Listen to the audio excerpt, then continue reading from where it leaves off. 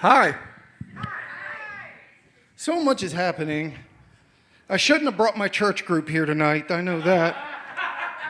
And also, the tooth fairy's not real? Sorry, I should have done a spoiler on that. Oh my God.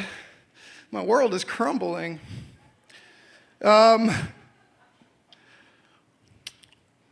going to share a piece that I wrote.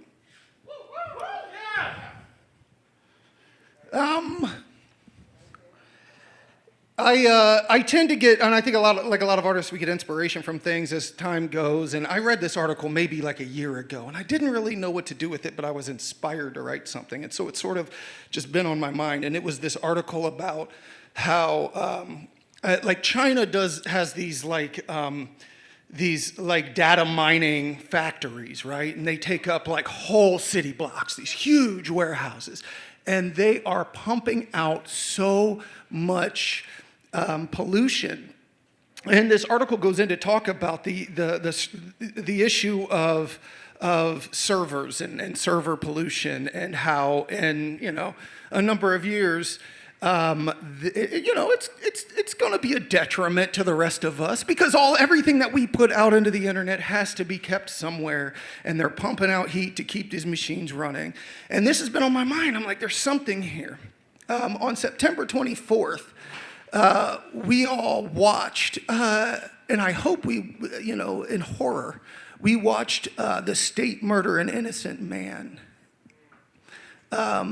We counted down the moments, and I think we all waited to see if there was going to be some kind of fucking action. And I don't know about all of you, I'm sitting here thinking maybe I can drive my car into the side of the prison, and maybe that'll make somebody say or do something or notice, or there will be a change. But we've seen people self-immolate over the last several months, and it's in the news, and it's right back out of the news. And it happened. We watched it. We watched a man get murdered, an innocent man. We watched it. All of us did. We were witnesses to it.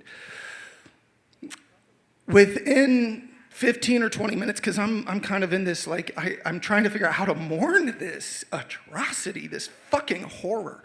And for some reason, that article popped back into my head. And I thought about how quickly we all became very concerned with the imminent death of this human being. And then how quickly it was gone. And there was some other new article trending and something else going on. And those thoughts kind of all converged. And I sat down and I wrote this piece. And I hope you like it. This is called The Third Dimension.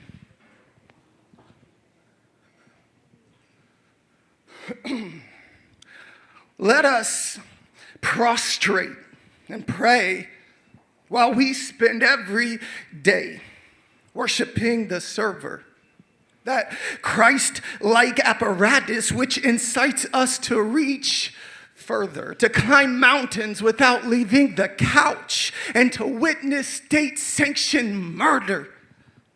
And I'll just switch my profile pic real quick to an image of Marcellus Williams for a minute. Then when the digital storm passes, and in a flood-like flash, the graphics change like the wind, like a web page with paid content, and we can forget that we live in a nightmare.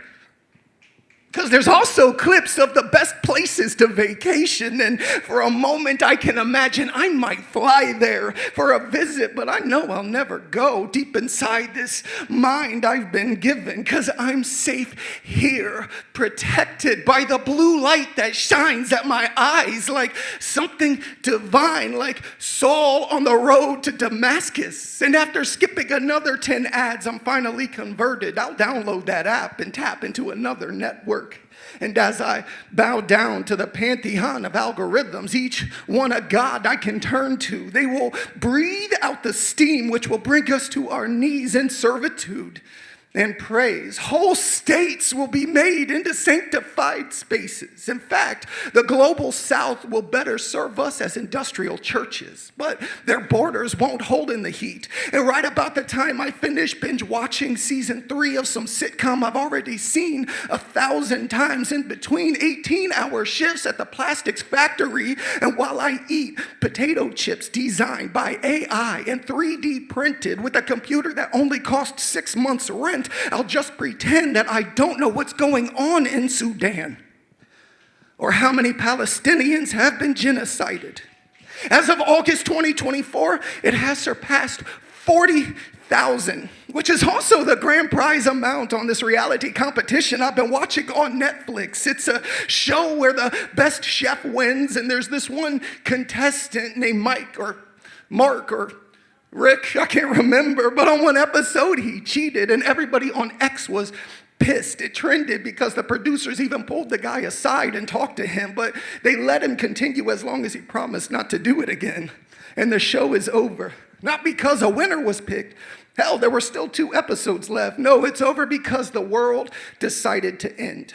Suffocated by the omnipotent grip of social media deities and by game makers and by networks of entertainment all streaming 24 hours a day and by amateur creators trying to make a living by hitting post on everything they say and think, and by search engines which return answers purchased by the highest bidder, solving problems which don't even exist without them. And the saddest aspect of all this isn't the long drawn out death of our planet, but the truth is that without our devotion, these gods die too. When the masses passed out of existence, the lords that we invented had no purpose, not since there wasn't anybody to fix their components or to straighten their cords when they got too twisted. But they may be revived by the next beings with sentience whom come crawling from the boiling oceans with much tougher skin. And when they discover the soldered remnants that we left for them, well, maybe next time they'll not be like we were, so polycarbonate theistic. And they'll keep those powerful spirits buried while they simply sit back and enjoy the organic peace of not only being present, but actually living in and engaging with the third dimension. Our species may actually just be the mother of Bambi. Maybe we are just the prologue to a more hopeful story, and the senselessness of our system isn't even a memory. And that's all we can hope for, that all the pain and suffering we are currently witnessing and experiencing will not influence anything further, and we will be free to continue to lay people who have been murdered legally on every screen, those holy altars. So let us prostrate and pray while we spend every day worshiping the server. Thank you.